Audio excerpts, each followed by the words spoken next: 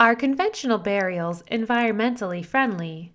From hazardous embalming fluids seeping into the soil and caskets made out of non-biodegradable materials, they might not be the best choice for someone living an eco-conscious lifestyle. But there is another option called a green burial, a process used prior to the Civil War but is now regaining traction. The simplest description for a green burial is to say it's a simple burial of the body in which everything going into the earth, the body, the clothing, and the casket, are all biodegradable. If somebody has, a brand new knee or a new hip or even a metal plate in their head, it's okay for those things to go into the ground.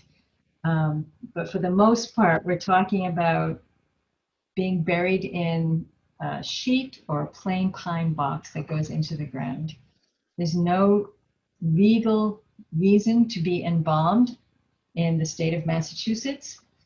And so it's about if you've lived a life in which you want to purchase organic foods and try to be sustainable and you're aware of your carbon footprint, going for the green burial is the way most people would like to go back to the earth. Now, why choose to have a green burial compared to a conventional burial? A conventional burial often involves today is a container going into the ground in order for a casket to go into the ground. Also, most services today involve embalming the body, which allows for a public viewing or a visitation. Often that process is required to help us grieve. Green burial recalls traditions practiced for centuries in which a family could help prepare the body for going into the ground. And in fact, when families get involved in the actual burial process,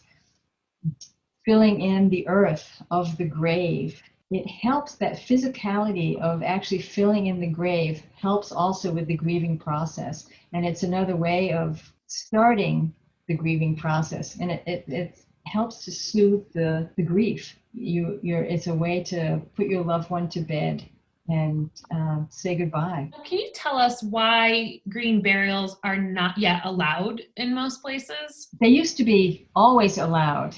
It wasn't until the 1940s to the 1970s where cemetery bylaws in the state of Massachusetts started to change. So somebody consciously had to write into the bylaws, well, let's put in these grave liners or these vaults, because as we got more mechanized, so we had larger equipment to mow our lawns, we had larger equipment to dig the graves rather than somebody hand digging a grave.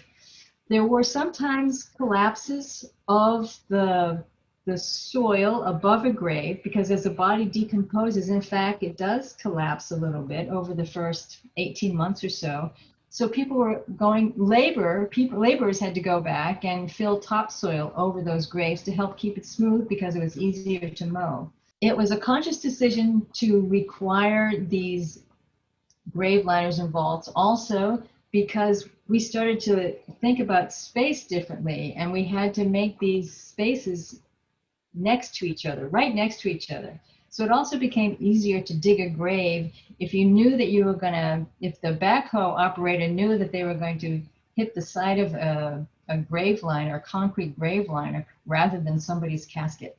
But most of all, it was about, we became more mechanized and we became more industrialized, and we forgot about the fact that human beings are part of nature. And this really is about just allowing ourselves to go back to nature.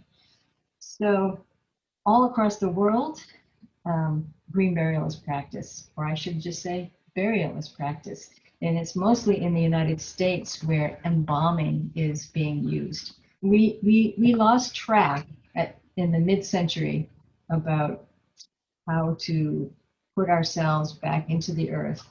And so now we're waking up to that as we wake up to a changing climate and think of ways to be more carbon neutral.